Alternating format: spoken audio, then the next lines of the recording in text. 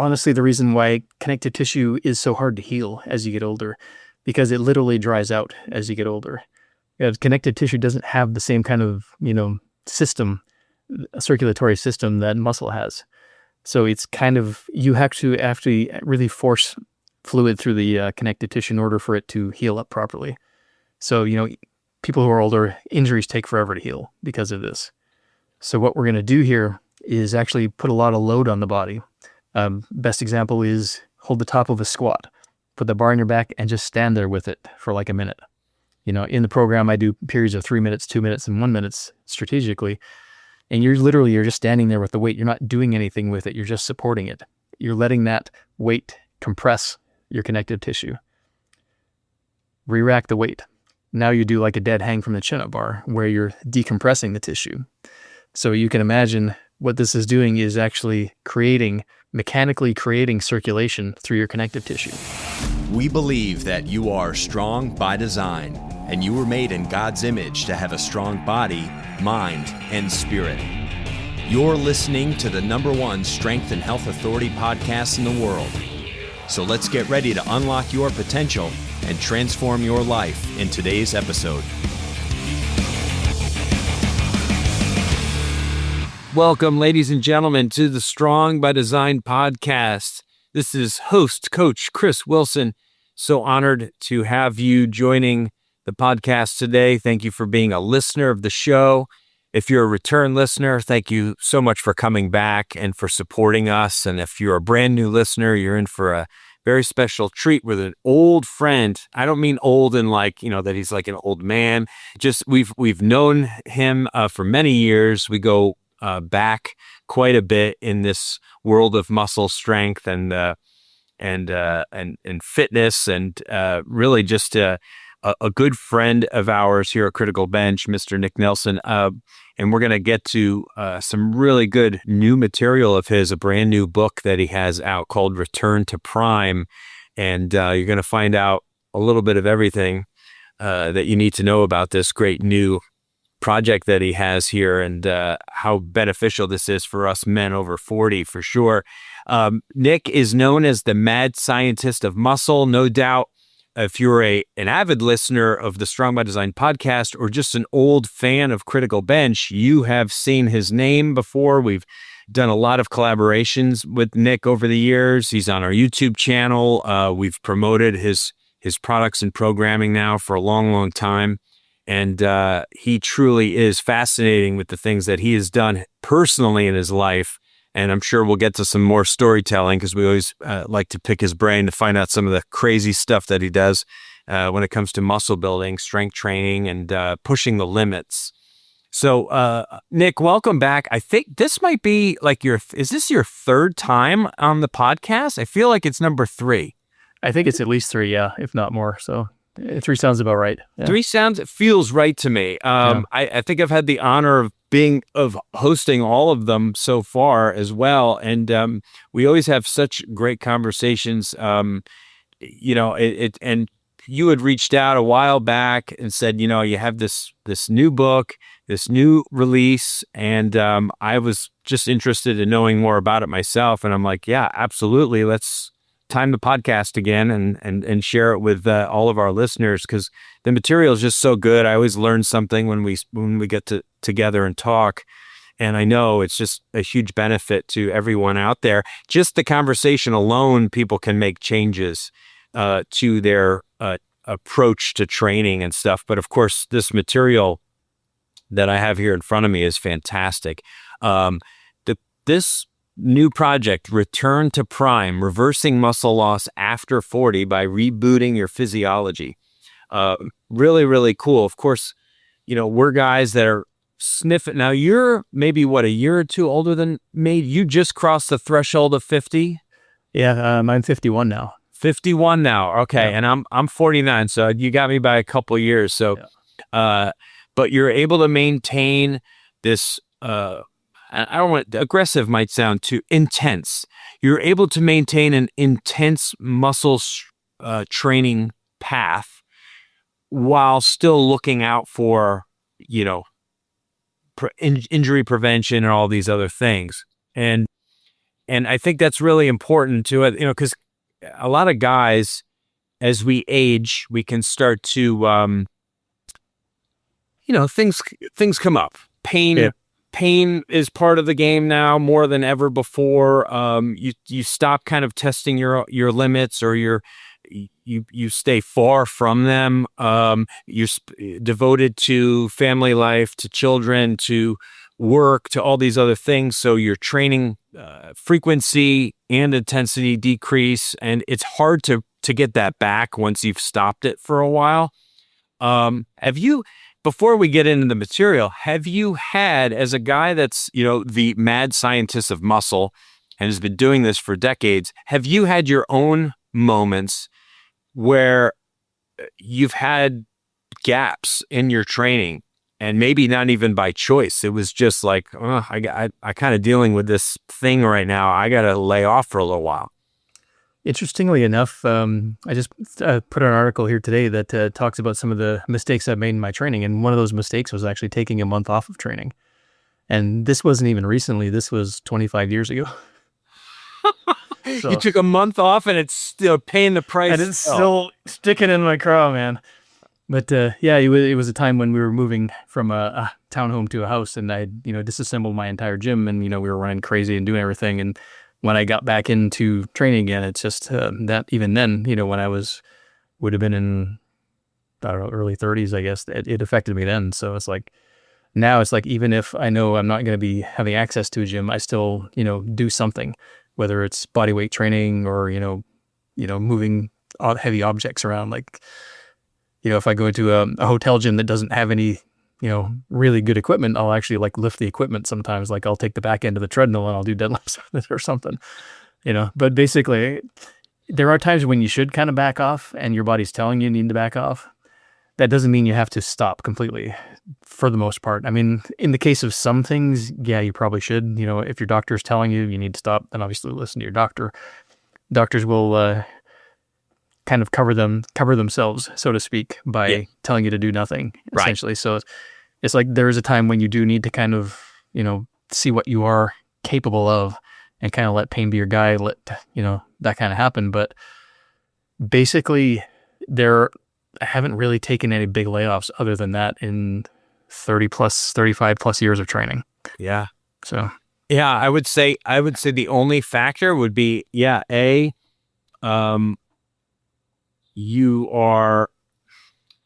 dealing with something from a health standpoint that kind of requires you to lay off. It's like, it might be just a week, it might be a couple of weeks, whatever.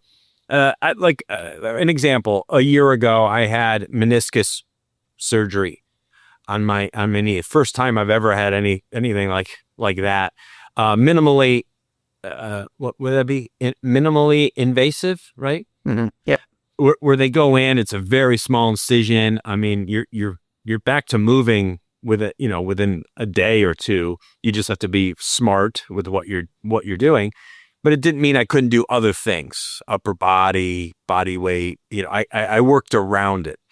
The other caveat would be if you're really ill. So if you're fighting off, obviously, something where your immune system is, really being zapped, then maybe you need 2, 3, 4, 5 days, to recover. A week is different than a month. A week you won't feel like it'll benefit you, but it won't cost you something. A month has these exponential impact to it. Usually you can go about 2 weeks before you really have a big impact. Yeah. But if you can get by with coming back after a week, even if just doing a little something, that's going to be much more helpful than just saying, screw it, I'm just going to take a whole month off. And and even I have people go through stressful times, and it's like, exercise can actually help you deal with that stress too. So it's like, don't push yourself as hard when you're dealing with stressful times. And, there are times when you really are so overwhelmed when you literally cannot do exercise, and there's no shame in having to take that time off too. So, it's. Yeah. Well, and training one day can just be a really brisk walk outside, or you could even, a guy like you'll find a way to make that more effective. You'll say, I'm going to put a 40-pound pack on and I'll go out for a walk, something like that, where it's just benefiting me even more. Or I'll climb stairs in my hotel. I was just on a trip, and I did like 3 workouts over a 5-day period. 2 days were mostly travel days, so I really didn't do much on those days. But the 3 days in between, I did a workout each day, and that workout looked different. Combination of body weight with dumbbell stuff with cardio, inside and outside cardio. And, and I did stair climbing in the hotel. I was like, the weather was really nice. So I wanted to be outside and get fresh air and sunshine and just get in a lot of steps. And then I'm like, I'm going to take this into the stairwell and just go up and down several times for like 10 minutes and just to get the legs going and get a good sweat. So, I mean, what's cool about that is it's not always length of time. It's just quality of movement. You can do a lot in 20 to 30 minutes. Oh yeah, absolutely. Yeah.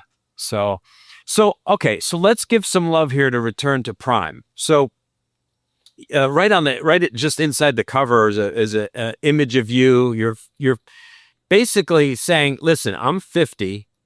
I have the body of probably a guy in his early mid-20s who works out a lot, and you're a lifetime natural trainer, which I don't want that to be lost, because I think so many of us, like myself, I'm the same way. I'm a lifetime natural, and I don't have a stage-ready physique, okay? That's never been my goal necessarily. Yeah. It's not, I'm not looking to be 5-6% body fat and wear a thong and get judged by a bunch of people. Like that's not my thing. My thing is strength. My thing is physically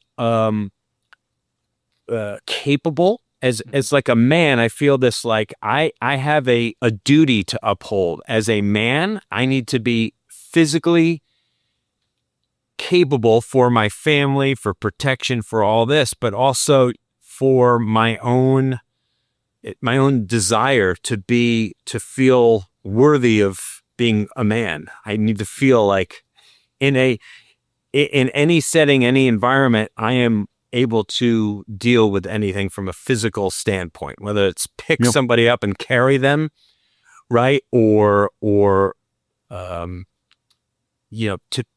be able to maintain and hold on to this physical strength that I was blessed with as a young person. I don't want to ever let it go away. Yeah, exactly. My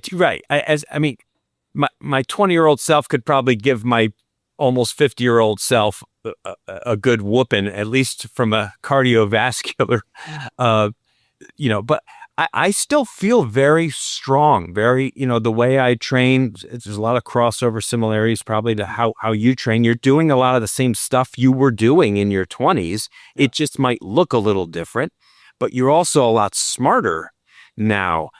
And you can navigate these things much, much better, which you work obviously into your programming. Yeah. So that's, I think, part of what makes this so great is like, you're just taking proven strength training methods and just finding different ways, variations, and interesting ways to do these lifts. And that a lot of people, as long as they have some modest equipment at home, can do. Yeah, that's honestly been one of the biggest focuses of my training is simple equipment with and what you can do with simple equipment. A lot of the stuff I do, it may look a little different, but it's like very basic movement patterns. It's just different ways of accomplishing those same movement patterns. So it's it may look really weird to somebody when I'm standing on the side of a power rack with the rail set like a ladder and then doing chin-ups like that with the forearms braced. It's like that's a chin-up. But that's all on your biceps. So instead of doing a chin-up for your back, you're doing a chin-up for your biceps. That's one of my favorite ones.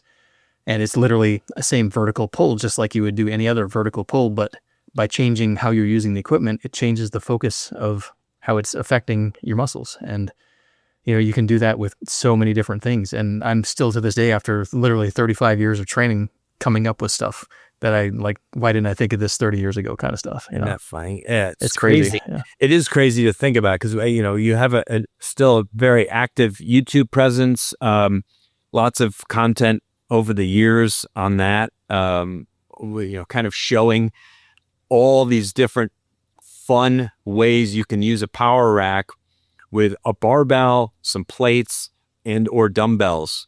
And what you're, I mean, you really, beyond that, as long as you have a fair amount of weight, dumbbells up to, whatever, 60, 70, 80 pounds, depending on what people have.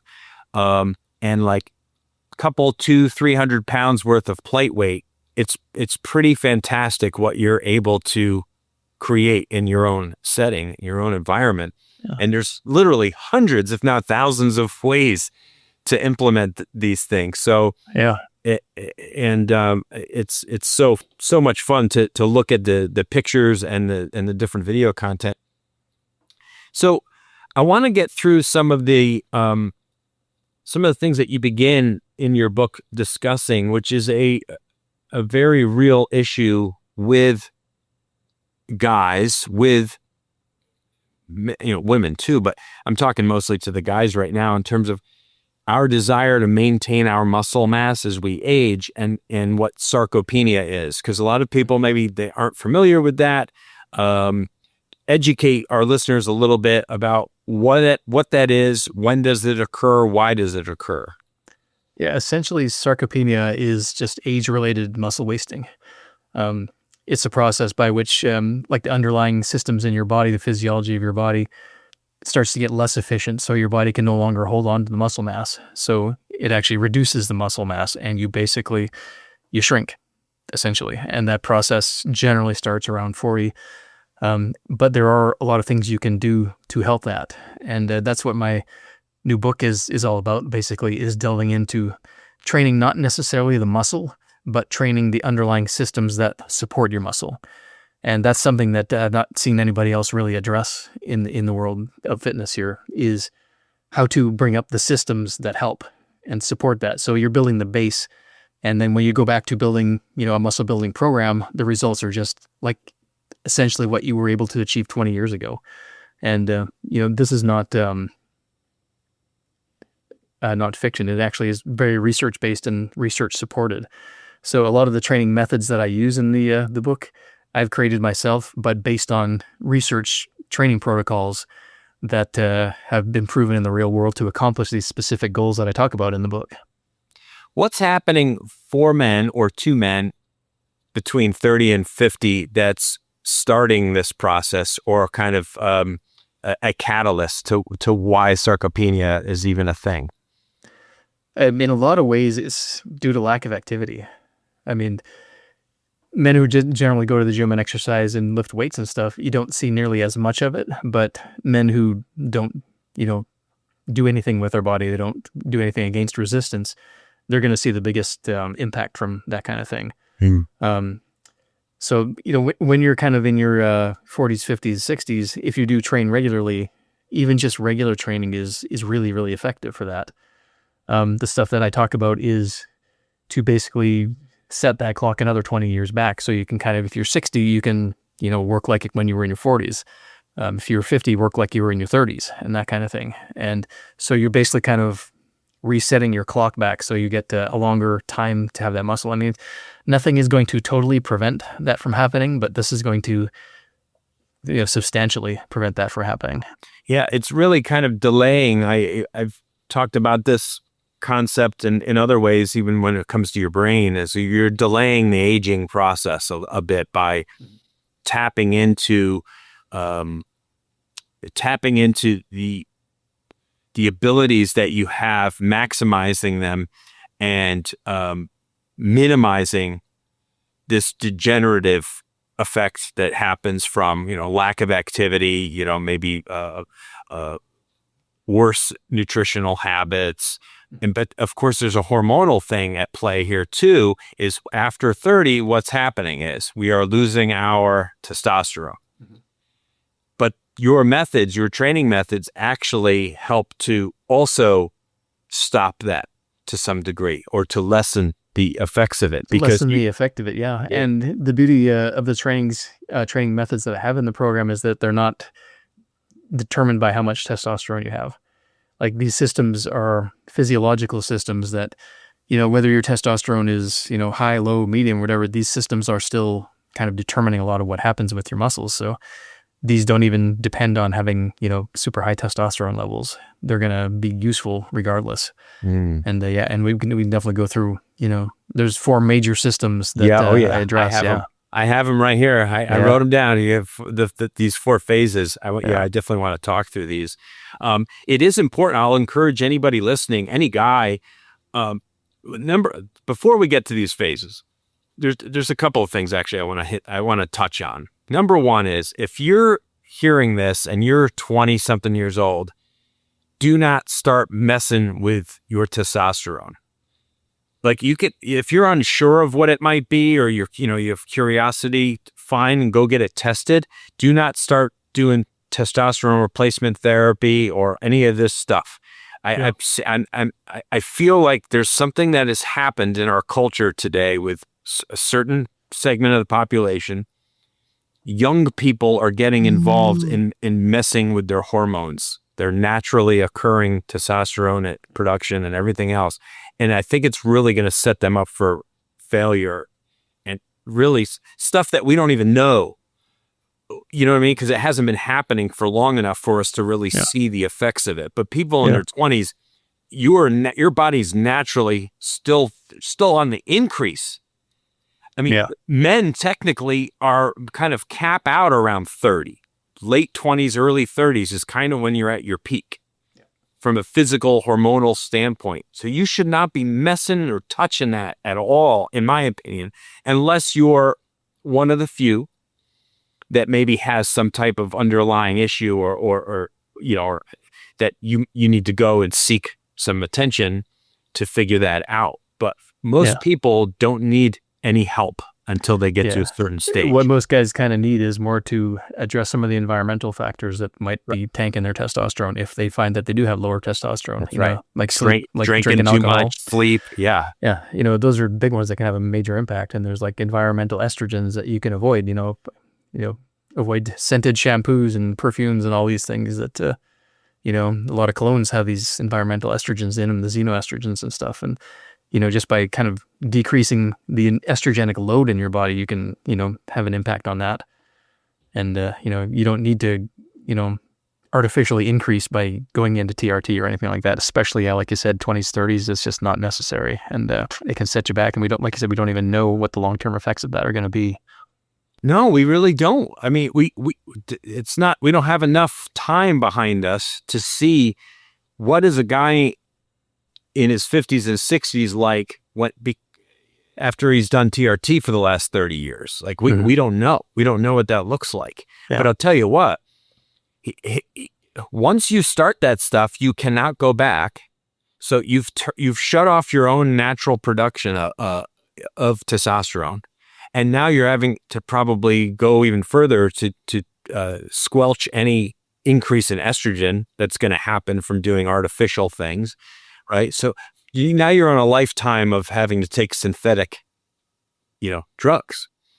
And so that decision should not be made lightly. And it should really only be because it's, you've done the work, you've gotten the lab work done, maybe you're just suffering with some kind of condition and you need help. But otherwise, I think there's so much environmental stuff that we can do, from our diet to our exercise to not smoking to not drinking to, minimizing any kind of drug use. There's so much we can do. It's just people are crazy. They just want to do what they want to do. And they shortcuts are attractive. Yeah. They want to live the lifestyle they want to live regardless of, and so I want to eat like crap, but I still want muscle. And, if there's a pill that I can pop to get there, I will.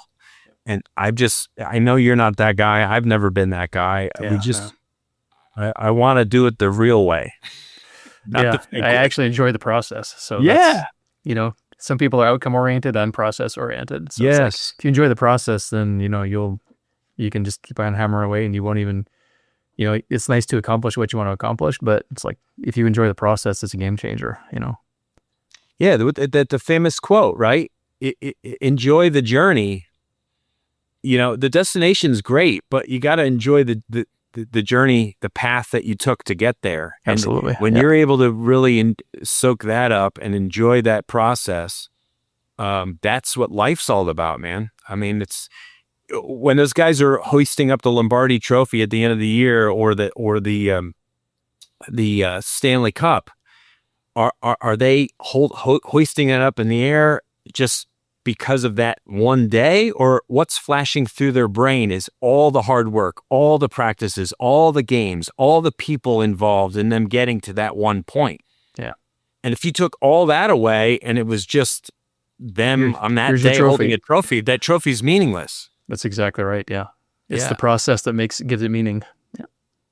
Yeah, 100%. Yeah, so don't rob yourself of the process. Do the hard work, because so much more gratifying and so much more lasting and healthy. It's the healthy approach, you know? So, I just want to touch on that because I think it's so important to not take those shortcuts unnecessarily. Like if you follow programming like Nick's return to prime here, like you are going to see, lasting impact, especially if you're in your 30s, 40s, 50s, you will see these effects in your 60s, 70s, and 80s. Like your life will look different because of the way that you trained over this period of time and what you implement. So let's talk first, physiology reset, regeneration, phase 1. You have angiogenesis training. What is that? The primary focus of that is creating new blood vessel density. So in everything that feeds your muscles is the tiny little blood vessels, the capillaries.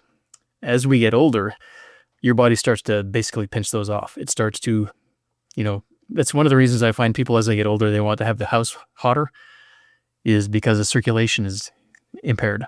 So when your circulation is impaired, you're not as, you get more sensitive to cold. So, what we're doing with this training is actually rebuilding those blood vessel pathways. If your muscle is not getting blood, that means it's not getting oxygen. That means it's not getting nutrition. It's not getting protein, amino acids. It needs to stay large and strong. So as you age and those capillaries start to disappear, that's why you lose muscle. That's one of the biggest reasons I find that sarcopenia happens, is that they're not getting fed. So what we're going to do with very specific training is open those pathways back up so your muscles can get fed again. And that's the reason that's phase 1, is because that's the whole basis of everything else that we're doing with this program, is you got to have that improved circulation. If you don't, then it's just not going to have the same effect. And normal training does this to some small degree, but it's kind of like, the analogy I like to use is trying to learn Spanish by watching soap operas on Telemundo. You're going to get something out of it, but it's not going to be exactly what you're looking for, so you're getting kind of some, cross results from it. But this training is specifically designed to do exactly that, to improve circulation. And one of the most fun parts of this, it gives you like an absolutely monster pump when you're doing this, because you need to actually force as much blood into the muscles as possible. To give you an idea of how it works, example I like to use best is chest training. So you do a set of like dumbbell bench press for like 40, 50 reps, very lightweight, just basically cranking as many reps out as you can, pumping as much blood into the muscle as you can. That's one method for improving the circulation. But the trick is, as soon as you're done with that, you set those light weights down and you pick up a pair of weights that's 3 times that weight. So if you're going from like 30s or 25s, you're going right up to 85s. So right after you're doing a set of 50 reps, you grab the 85s and do 2 reps. Because what that does, it actually increases the local blood pressure inside that muscle. It's all full of muscle, all choked up with blood. Now what we're doing is basically ramming more blood and, basically splitting those things open to force those new pathways for the blood to flow through. So by doing that, we use much heavier weight. We use a much kind of compensatory acceleration training where you're focusing on squeezing all the way to the top and really loading that muscle and really forcing a lot of blood pressure into that muscle. It's not detrimental to like overall blood pressure, your systemic blood pressure. That's not the goal there. It's localized just in that one muscle. And then once you do 2 reps, set the weight down, go right back to light weights and crank out as many more reps as you can with it. And then go back to 2 rep sets. And you do that 4 to 6 times. Wow. So you're basically... Is there any break between, so say you do 40 reps with 25s. Mm-hmm. And you start to get that nice, like you say, you get that nice pump. You put those down, you're immediately going to the 80s? Yep. Okay. Yeah. As No soon as rest. you put them down immediately, grab the 85s. And as soon as you're done with 85s, put those down immediately, go back to the 25s. Oh my God. Oh, so these are consecutive sets here. You are not resting at all. This is like one giant set where you're going back and forth between really light and relatively heavy, like 4 to 6 times.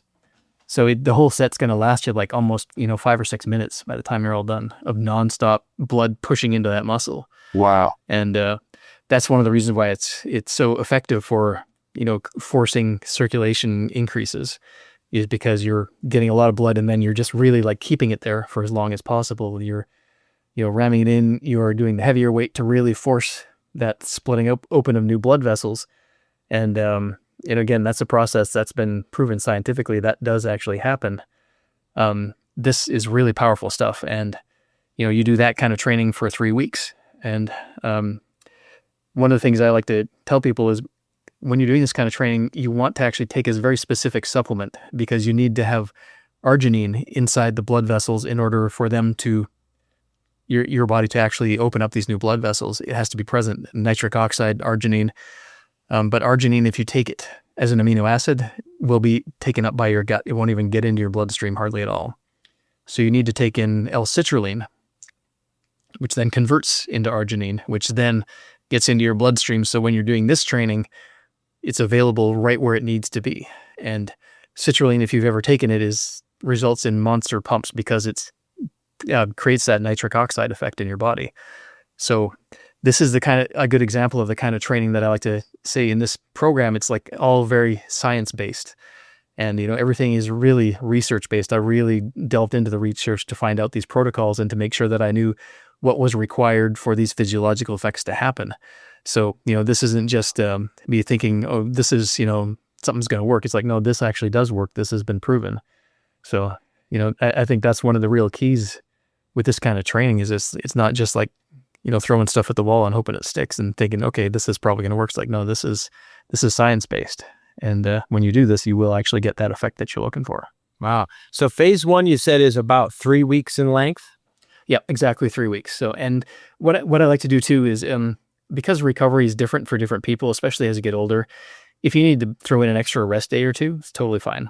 It's not going to have any impact in terms of the effectiveness of the program. I've had people go through and, I say 3 weeks in the program, it takes them 4 weeks to get through the phase, and that's totally fine.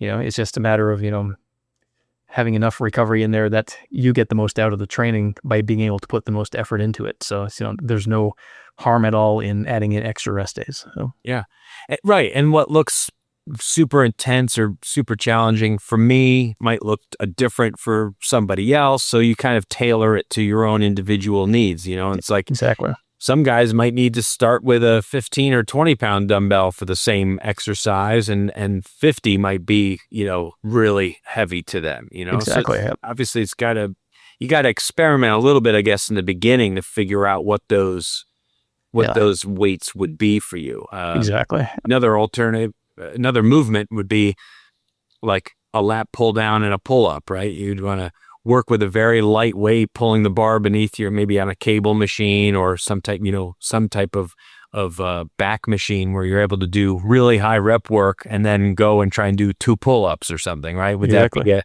be a similar example of it? Yep. Yeah, that's a perfect example of it. Yeah, and something that works a similar movement pattern, same muscle, it's going to have that same effect. So yeah, that's exactly right. Okay, that's great. Wow, fun, different. So phase 2 now, after they've gone through that, is called your Connective Tissue Training phase, which is a little bit more about ramping up the health and the structures of the connective tissue. Now that you've already stimulated improved blood supply, now you're tackling an area of the body that's not known for really good blood movement and blood circulation, the connective tissues. Exactly. And that's honestly the reason why connective tissue is so hard to heal as you get older, because it literally dries out as you get older. Connective tissue doesn't have the same kind of, system, circulatory system that muscle has. So it's kind of, you have to actually really force fluid through the connective tissue in order for it to heal up properly. So, people who are older, injuries take forever to heal because of this. So what we're going to do here is actually put a lot of load on the body. Best example is hold the top of a squat, put the bar on your back, and just stand there with it for like a minute. In the program, I do periods of 3 minutes, 2 minutes, and 1 minute strategically. And you're just standing there with the weight. You're not doing anything with it. You're just supporting it. You're letting that weight compress your connective tissue. Re-rack the weight. Now you do like a dead hang from the chin-up bar where you're decompressing the tissue. So you can imagine what this is doing is actually mechanically creating circulation through your connective tissue. So this actually has massive potential for actually healing connective tissue beyond even just strengthening it. I've had people do the program and say that old injuries that have bothered them for years don't bother them anymore because their connective tissue actually healed up because of it. Wow, fascinating. It's powerful stuff. And for anybody who has never done like static holds or connective tissue training like that, it feels like you're not doing anything. But you're letting that weight literally compress everything, and then you're actively decompressing. So creating that, forcing the fluid out, and your body has to suck the fluid back in, and then you're forcing it back out. So you're basically, just like the heart pumps blood through your muscles, this kind of loading and decompressing pumps fluid through your connective tissue. Now, beyond that, we go to the supplements, vitamin C and collagen. Very critical for rebuilding your connective tissue. We take that supplementary about an hour before training. So it's floating through your bloodstream. It's ready for your body to use. Now we do that training and it pulls it right into the connective tissue where it can be used for healing and strengthening. And then you're circulating it in where it needs to go. So you can imagine if you're taking this stuff, some of it might get in normally. When you're doing this stuff, it's a lot of uptake when you're forcing the issue like that. Right. Yeah, it's more intentional, especially like you said, you know what supplements are the right ones to impact this area of the body or this type of tissue. And then it's timing. Yeah. It's okay, I'm going to take this. I mean, you obviously have done the work for everybody. So it's like, these are the two things I want you to take. And I want you to take them like an hour before your training. So it's readily available and your body can soak that right up. It's like, it's no different than hydrating really well before a sport, you know what I mean? And knowing like, as long as I sip on Gatorade or water while I'm playing, good, I can do that. But because I drank a gallon of water over the last 24 hours before it, my body's already hydrated. I'm where I need to be to perform at my best. Yep. Yeah. Yeah. It's a good analogy is if you're building a house, and you have the boards, the 2x4s there at the job site already, rather than having to truck them in, piecemeal. It's like, no, they're all sitting right there waiting for you to be used to build your house. It's like, rather than like, okay, now I need another pallet of 2x4s. It's like, no, everything is right there. So you're just building the house, and there's, more efficiency that way. And the job is going to get done more effectively that way. And that's having the raw materials there to build that structure is huge. Yeah. 100%. Raw materials. Yeah. I mean, and it goes all the way down to, protein always being obviously at the top of mind whenever you're eating good, healthy fats. And I'm sure I know you talk supplementation, you talk a little bit of nutrition in this program as well. A little bit. Yeah. Not too much in depth. I do talk about like the kinds of macronutrients you can be eating to help the different phases. For example, like when you're doing the angiogenesis training, don't go low carb, because carbs hold on to a lot of water. We actually want that water in the system in order to have the muscle volume and the blood volume there.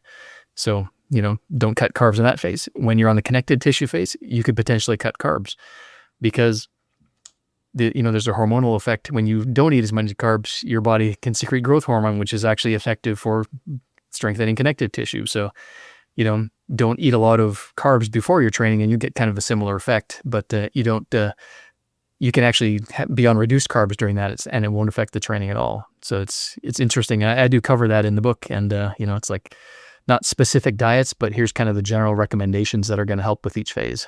Yeah. Yeah. And generally, I mean, people just based on activity level need to be monitoring their carbohydrate intake, certainly, but you always need protein to be at a certain level, like always, always, always. And then your fats should always be at a relatively, like moderate, moderate level, moderate to high even, especially because if they're the right ones, like your olive oils and your fat, your omegas from fish and from, these are the fats that are super vital to how we feel, our energy, our sustainable energy, not feeling like we're up and down. Like carbs will make you feel kind of up and down. You have a good protein, fat rich meal to start your day. You're satiated for longer and you feel more stable. Your energy level feels more stable for a prolonged period of time versus Absolutely, having like high bread intake or sugar intake early in the day. And then an hour later, you're messed up. Yeah. And then crash. Yeah. But if you're a cyclist or a swimmer or some type of high output, aerobic event is coming up, you need those carbohydrates in order to feel right. Like you said, in the first phase is that high rep, high demand, like you need those carbohydrates in your system. Yep. Absolutely. Yeah. Yeah. Yeah. So I wanted to touch on the connective tissue stuff is as you get older, a lot of people might be worried about supporting heavier weight on your back kind of thing. That actually is something you can train up. To give you an example from myself, a few weeks ago, I've been working at this for a while, mind you, but I supported 1,000 pounds on my back for a full minute. Wow. So, and that was in your rack, in your power rack? Yeah. Yeah. So literally I lift the weight up just like a couple inches and I just stand there for like a minute with 1,000 pounds on my back. And, I'm 51. So it's like you can develop your structure to support a lot of weight and it makes everything feel a lot lighter after that. No, there's no doubt about it. And there's going to be people that are going, well, dude, I can't even do half that, nor do I would even dream of it. And nor do I want that barbell. I don't like the way the barbell feels on my back. I think a lot of people, if you don't get used to it when you're younger, you'll never be used to it. It's not. Well, here's the beauty of it too, is like for something like that, go on the hack squat machine that has the pads on it. Yes, exactly. There's other ways to load. Yeah. We don't care about, if it's a machine, if it's free weight, whatever. We're just looking for the loading. Right. So it's like, you don't have to, how about just handheld loading would work too, right? Some type of farmer's carry or, I have those in the program too, actually. Yeah. Right. Yeah, right. For so the there's other ways to load besides putting the bar up on your back. You can load. You can't go as heavy typically because you're holding it in your own hands rather than resting on you. But there's other ways to do it. Yeah, and it's very safe. So it's you start within your limits, of course, and then you kind of build up from there. So it's it's a process. For me, I've been doing that kind of training for like 30 or more years. So it's I can work up to some really insane stuff because I got like an adamantium skeleton at this point. So well, yeah, your body is just different. Like neurologically, from a mental standpoint, what you're capable of, your limitations, but neurologically, like your nervous system has been exposed to this repeatedly over the decades. So it's just, it's capable of doing it, but it is a process and it's not going to happen overnight. That's the beauty of this program is that you just can kind of rotate through it numerous times and every time is going to be a different, a different effect on you. Exactly. Based on how hard you push it. So now phase 3 we're in is your hyperplasia training, which is to help improve your muscle fiber health. Talk about that. This is hyperplasia is kind of goes along with hypertrophy, where hypertrophy is building the size of the current muscle fibers you've got. Hyperplasia is increasing the number of muscle fibers that you've got. And it does, it's been indirectly shown to happen in humans. The direct research that on hyperplasia has been done in animals like cats and birds. The training that's being done for these, animals is something that wouldn't want to do in people because it's like very high intensity stretch loaded training. So what I've done is kind of taken similar protocols, similar concepts and applied those to something that's actually doable in people. And I've run by my protocol by Dr. Jose Antonio, who actually did the studies on birds that showed 300% increase in muscle mass due to this kind of stretch loaded. And he actually thought they were pretty good and it could have a very good potential for working. So it's, like I said, going back to the science is like, this is science-based stuff. I'm not like just hoping something's going to happen. It's like, I'm actually going to the experts to make sure that I'm on the right track here. So it's like, this kind of training, this stretch-based training, for example, you're taking dumbbell flies for a chest. You're holding that stretch position for, 40 to 60 seconds, but you're not just letting the stretch be passive. So you come down into the bottom of the stretch, and then you come up just a tiny little bit. So you're in that stretch position. But here's the key. You're exerting 98% of the force it would take to actually lift that weight. So you're actually like trying to lift the weight. You're getting resisted, loaded stretching, but you're not passively letting the weight stretch you. You're actually fighting that stretch, but not so much that you actually move the weight. So this is what really sets off that hyperplasia response in the human body. It's that stretch position. It's that resisted stretch position. So it's a very particular way to train, and it doesn't look any different from the outside from somebody just letting the weight stretch them. But everything is neurological. Like you said, it's the intention of what you're doing on the inside that makes the difference. And pretty much every time I've done this kind of training, I gain 7 to 10 pounds without even trying. It's actually really strange how it works, because it's actually a very effective method for hypertrophy as well as hyperplasia. Like, you actually have to get some hypertrophy before your body will split those muscle fibers to develop new muscle fibers. So it's actually very strongly anabolic, this phase of the program, and you may not even need to eat very much over top of your maintenance calorie level to accomplish this, but you'll accidentally build muscle when you're doing it, just as a side effect. Wow, how cool! And having more muscle, it's one of the reasons some people, when they're younger, are just naturally easy gainers. Yeah. They have more muscle fibers. As we get older, muscle fibers start to disappear. Yeah. Normally it's the fast twitch muscle fibers that go first. So those are the ones that make the muscle bigger. Those are the ones that make muscle stronger.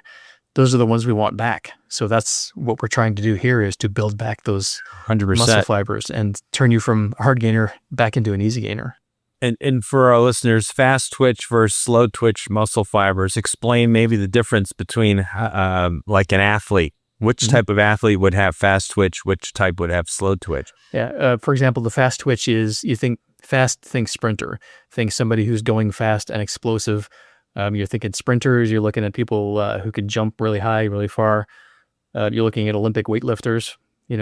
Send them for a 1 mile run, they'll be gassed, because they're, high predominance of fast twitch muscle fibers, the ones that are really strong and powerful. Slow twitch, you're looking at endurance, that kind of thing, long distance runners. Yep. Like an Ironman versus an Olympic powerlifter. Yeah. Exactly. Or sprinter. Yeah. And it'd be a perfect example is like, compare the physique, the body of a sprinter to a marathoner. Mm-hmm. I mean, they're both extraordinarily fit. You can't take that away from them. And they both could live wonderfully long, active lives, but their structures and their muscles are very, very different. Yeah, they're very, very differently suited. And part of it is a side effect of the training. Part of it is a selection of people who are the top level sprinters are going to gravitate to something they're good at, just 100%. Like distance runners. So it's... Oh, I've seen it. I've seen it in youth, coaching youth baseball all these years. I can see a kid sometimes when he's like 7, 8 years old, and you can tell by his body type and by how he moves at such a young age, like, this kid needs to go into track. Yeah. He's a lightning bolt already. And then you get these other kids who aren't necessarily, but they might be amazing in cross country running. So it's just you're kind of selected to some degree, but you can overcome deficiencies too, based on what you do, how you train, how you... Absolutely, yeah. I'm using myself as an example. I was a long distance runner in high school. Right. I could run like crazy. I did a triathlon without even training for it. And now I can do, by changing how I was training, I still have the same kind of underlying structure, but I developed the fast twitch fibers that I did have to a fairly high degree, so I could actually be a lot stronger too. So, oh, very cool. So, and I meant to touch on this too. So, are all the phases 3 weeks? They are all 3 weeks. Yep, they're all 3 weeks. Okay. Yeah, and like I said, you can insert rest days as needed. Yep. So it's very forgiving in that way, because the goal is not to try and kill anybody. we actually want you to get a lot out of this program. So, I always say, it's, if a trainer is setting out to really destroy somebody, then they're a terrible trainer. Anybody can fatigue somebody. That's, it doesn't take any brains at all to do that. But to actually go into a session and come out feeling like you're stronger and you're better after it, that's the real goal. 100%. Yeah. No, you got to have people's best interests in mind, whether you're a trainer, a strength coach, or creating a program like this that for people to follow. It's like you have to go at it. My goal is to build you, not destroy you. Exactly right. You have to go at it intelligently with your. We all do have some limitations, and Absolutely. You just have to know what they are and work with them, but don't let them stop, prevent you from doing something. Yeah. Push them and see what you're capable of, and then increase them. That's exactly right. It's just a methodical kind of increase. So we're through our 3 phases. We're into our 4th phase, the nervous system efficiency training. Discuss that a little bit. So one of the biggest things with your nervous system is you can't grow back your nerves. So as we get older, we do lose nerve cells. That's just a fact of life. All the research I've done shows that there's really no way to build that back. So what we need to do is actually work on our nervous system efficiency. So working with what we've got and make that as efficient as possible. So for example, like most people are walking around there, maybe let's say 60% efficiency in the nervous system. An elite athlete is going to have like 80, 85, maybe even 90% efficiency in their nervous system. It's the reason why weight class athletes can keep getting stronger without going up into a higher weight class. So they develop their technique better, their nervous system becomes more efficient. So that's what we're going to do with this type of training, is because we can't, increase your nervous system, we're going to take what you've got and actually make that work better. So if you're already at 60, we're going to bump that up to 70, 75%. And there's very specific, very effective training you can do for this nervous system efficiency. One of my favorite methods is single rep cluster training, where, for example, you'll take a weight that's maybe about 90 to 93% of your 1 rep max. So for example, if you're doing bench press, if your max is 200 pounds, then we take like 180, 190 pounds, do 1 rep with it, 1 perfect rep with it. We're doing a repeated effort of perfect single reps. So you do 1 rep, you rest 20 seconds. You do 1 rep, you rest 20 seconds, and then you do that for 20 reps straight. So you're going to take a weight you normally could get 3 to 5 reps with, and you're going to do it for a set of 20 in this very specific single rep at a time pattern. And the reason it works your nervous system effectively is your first rep on an exercise is never your best rep. Your second rep is your best rep. So the reason for that is the first rep is your body kind of trying to figure out what's going on. The second rep, your body knows what's going on, what needs to happen. So it's much more efficient in that second rep. And there is kind of a carryover in your nervous system between those reps.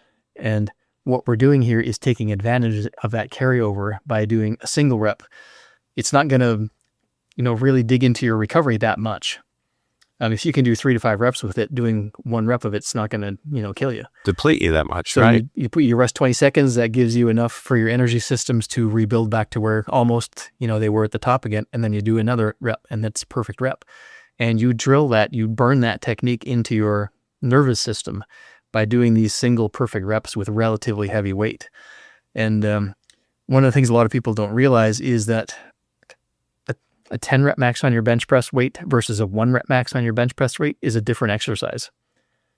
It may seem like it's the same exercise, and it is, very similar, but it's actually that amount of loading changes the exercise. So what we're doing is teaching your body to, function at that higher level and be stronger, essentially, and get used to that weight that's heavier. And you're doing it by, this very targeted, very specific application of repetitions. And you'll actually find that you're between your 5th to 10th rep are going to be your best reps, not even like your first or second. It's like, right. You're still once you develop that groove, that exercise is just going to feel better and better. And that actually carries over to nervous system adaptations. So that's the kind of training I'm talking about with nervous system efficiency training. Yeah. And that's really cool too, because if you just say, okay, I'm going to work with, 90 to 93% of my 1 rep max. So you use 200 pounds. So let's say 180 pounds. I'm going to bench press that once. I'm going to rest 20 seconds. I'm going to bench it again. I'm going to rest 20 seconds. I'm going to bench it again. I'm going to do that 20 times.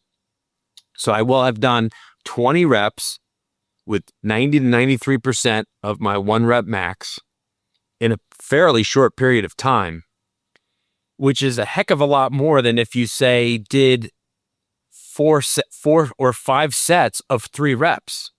You did 20 reps now, and you did them all fairly well. And like you said, your best reps were probably reps 10 or let's say 5 through 13 or 14, maybe before there starts to be a drop off. And so I like that. I mean, it's almost like you're doing more work with that load in a short period of time too. Because you're getting all this done in under 20 minutes. Oh yeah, absolutely. I mean, that kind of thing, it'll take you about 10 minutes to get through probably, maybe even less. And it's very targeted practice, because one of the things I drill into people when you're doing this, for example, the bench press is actually a really good example of this, is when you're doing more than a couple of reps, you start to lose that positioning in your shoulder blades. You want the shoulder blades tucked in, your arms in, like your shoulder blades in your back pocket kind of thing, they like to say. As you do more reps, as you come to the top, your shoulder blades spread out. So if you're doing a lot of reps, your positioning gradually gets worse and worse over time. What we're doing with this is, by doing single reps, you're able to use the perfect setup and the perfect practice every single time. So you're drilling in that perfect form into your nervous system every single time. And, once you start to break form, that's when even if you don't get to 20, that's fine. If your form starts to break or you start to get into the grinding reps, that's when we cut it off. So, because that's when you start to really get into your nervous system overactivation, and that's what we're trying to avoid too. So if you're like on rep 18 and it's like, oh, you can feel you're starting to grind it, just that's the end of the set, and especially with the bench press too, because once you start to grind, that's when the injuries happen in your shoulders. That's when the mechanics start to change in your shoulders, and that's when you start really getting the issues. So it's, we want to maintain basically ideal form on every single rep, because that's what we want to burn into your nervous system. Yeah. And there's so much value too in never shying away from the tried and true compound, complex, full body movements of deadlifts, squats, and bench press. Meaning there's lots of variations to these, and they can look different, whether it's a barbell or dumbbell, right? Or you're in a power rack, or you're using a bench, or whatever it is. But sticking with what works, when you're having to load the entire body. The bench press isn't just a chest exercise. The squat is not just a quad glute exercise. The deadlift isn't just it's a full posterior lift that you're getting grips, you're working grip, you're working your hamstrings, you're working your back, you're working every structure of the body. I mean, the deadlift, in my opinion, is the best movement you can do. I don't know that you can make arguments for every exercise, obviously, the compound exercises, but I think it's the most beneficial for life. Being able to bend down and pick something up that's very heavy, and grip work, especially as we get older, becomes more and more important. Absolutely. Our ability to actually grab and hold something powerfully in our hands is hugely important. But I love all this stuff. So much fun to talk about it. I'd like for you to touch on too this controlled overtraining concept that you mentioned, accumulation and intensification. Will you talk about that? Absolutely, yeah. Essentially, this is high volume, and then low volume and higher intensity. So the best analogy I find is like when you're driving a car and you're going up a hill. So you have to push the gas down really hard when it's a really steep hill. So you're building up the volume, you're using shorter rest periods. As you get to the top of the hill after for example, 3 weeks, like phase 1 is kind of a high volume program. That's when you come up the other side and you increase the rest periods, you increase the weight, but you do a lot less sets. So it's like you're ramping up the volume and you're kind of overloading yourself. You're accumulating fatigue, you're accumulating training volume, and then you intensify that training volume by backing off on the amount of sets you're doing, increasing the weight and increasing the rest periods. This is, again, a very tried and true method. Bulgarians used to use this for their weightlifting, how they would, push a lot of volume and then they would come back down into longer rest periods. And it works phenomenally well for building strength. And the phases of this program are kind of designed with that in mind. So the first phase with the angiogenesis training, it's a lot of high volume work. When you're doing the static holds with just weight, you're using a lot of weight. That's intensification. You're using a lot of weight, which is, as a percentage of your 1 rep max, so to speak. So the higher that is, the more intense the exercise is. It's not intense like, the more you scream, the more intense it is. That's a whole different measurement. But this second phase is that intensification. So we get into the hyperplasia phase next, and we ramp that volume back up.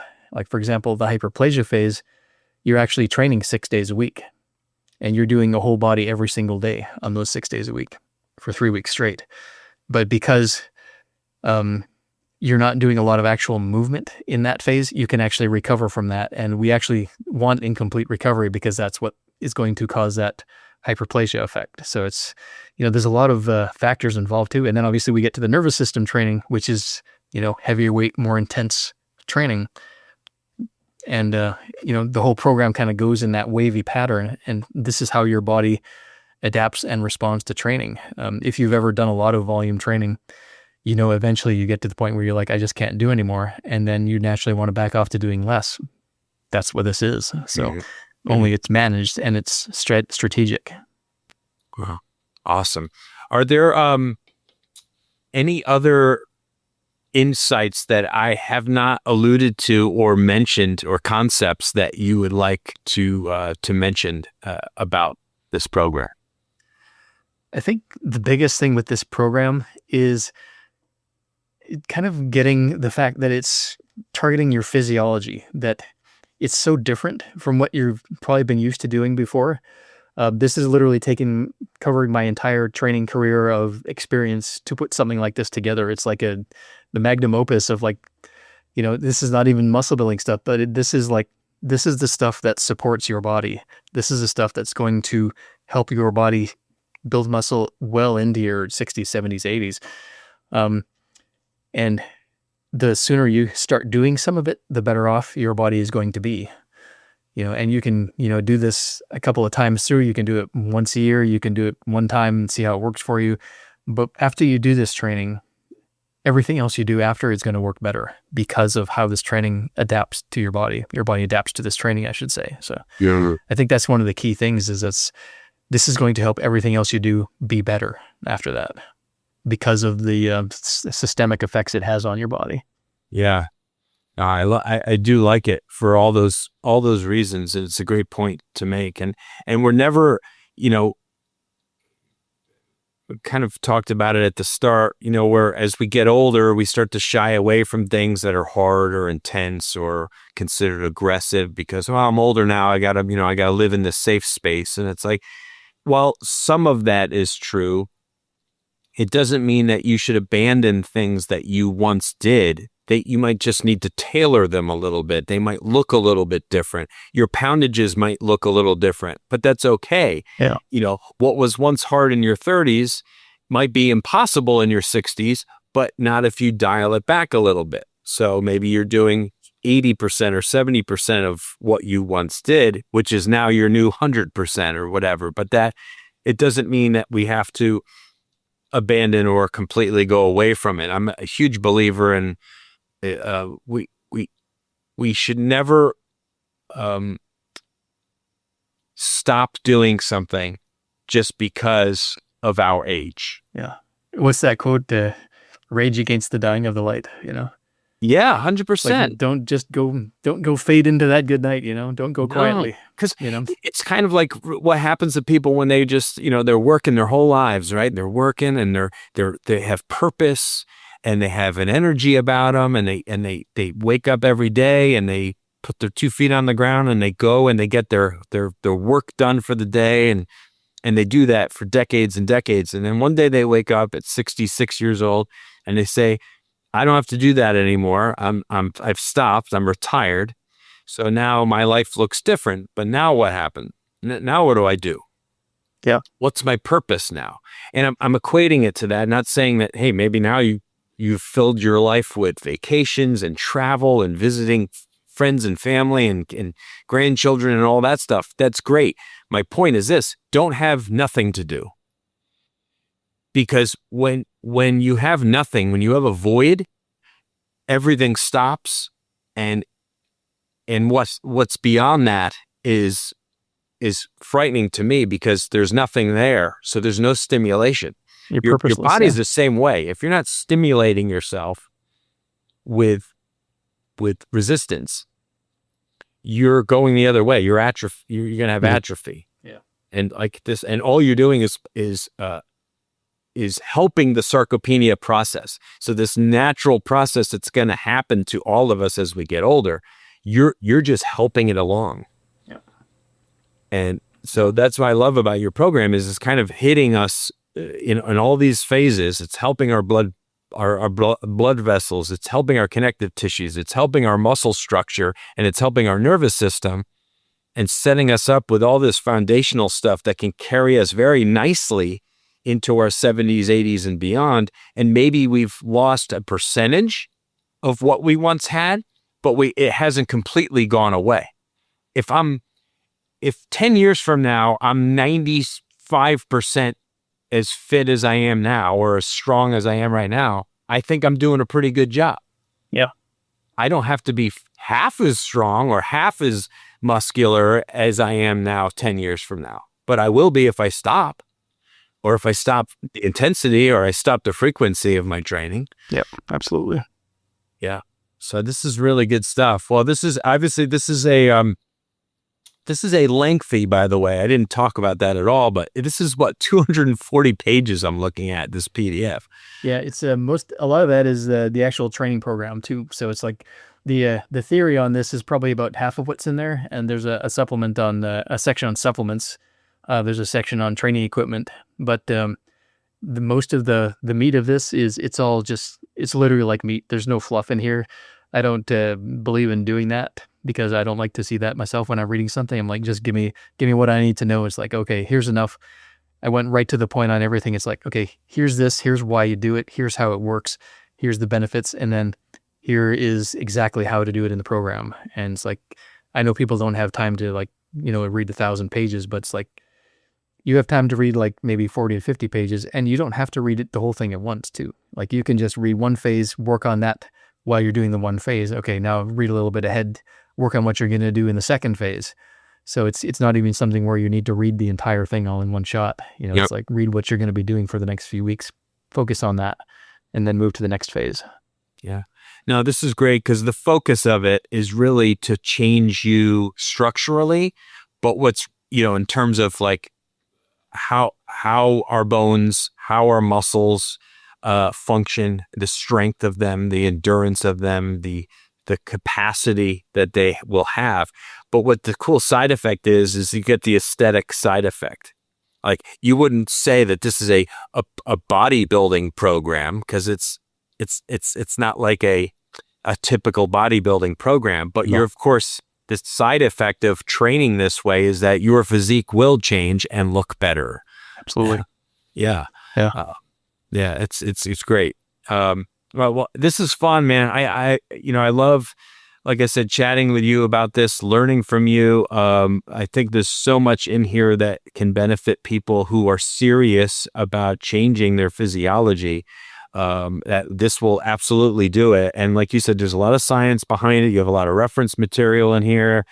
There's the supplemental, the supplements, the supplemental information in there that will help people answer a lot of questions, things that we didn't even cover in our conversation. So this is great. And again, it's called Return to Prime by the man, Nick Nilsson. We will have a link, of course, in the description of this episode. So anyone interested in learning more, reading up on this, you can go to that link and find out more about what Nick's doing. I recommend going to his YouTube channel and anywhere else. Nick, why don't you tell them where else they can go and just soak up some of your resources?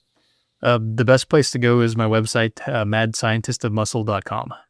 I have a lot of crazy stuff on there. It's covering muscle building, strength training, fat loss, unique exercise variations and stuff. I've got, hundreds of pages of stuff on there that really covers a lot of different areas. So that's the best place to go. And then you can see what all books I have available through there as well. So. Yeah. You've created a lot of material over the years, obviously, lots of good stuff. But this being, like you said, this is kind of like a culmination, I think, of a lot of the work that you have done over the decades, everything you've learned, things you've tried and tested. And like we said, he's the mad scientist of muscle. So there's a lot that he's done in his lab over the years. So we appreciate you making the time to be on the podcast, and we hope our listeners take advantage of this awesome new creation. And I'm available to support anytime people have questions too. So it's like, once you buy the book, you have access to my experience there too as well. So I'm happy to help with anybody has any questions as I go through it too. Yeah. So and you're never alone. You have a great newsletter as well. I get emails regularly with a lot of your content, so that's always good. I encourage people to try and get onto your newsletter and see some of your material that you're sending out regularly. That's always great. And we thank all of our listeners for coming back to the Strong by Design podcast regularly. This year a little different. We were up through 2024. We were doing a new release every single week. We've scaled back just a little bit, but it's maybe even just a temporary change where we're still doing a lot of material. It's just not always weekly, but lots of episodes. Gosh, we're almost at 400 episodes. I mean, we're very close. I forget what episode number this will be as we record, but we are sniffing 400, which is pretty awesome. That's awesome. And it's been a fun ride as we are kind of wrapping up our 7th year and coming into our 8th season soon on the podcast. So lots of great stuff to go back and listen to. Go check out Nick's old episodes. I'll share those older episodes in the show notes in the description for today's episode, so you can go back and listen to our older conversations, which are still really, really good and highly valuable. So thanks for finding our show and sharing it with friends or family members. We appreciate it. That's how we continue to grow and reach people. And we'll be back soon enough with another fantastic episode and another guest, another expert in their field. And we just are encouraged by you. And God bless you. Take care of yourself. We'll see you soon. Thank you so much for listening to the Strong by Design podcast. If you found value in today's episode, please subscribe so that more people can find out about our show. Plus, you don't want to miss any future episodes with the amazing guests and topics we have lined up for you.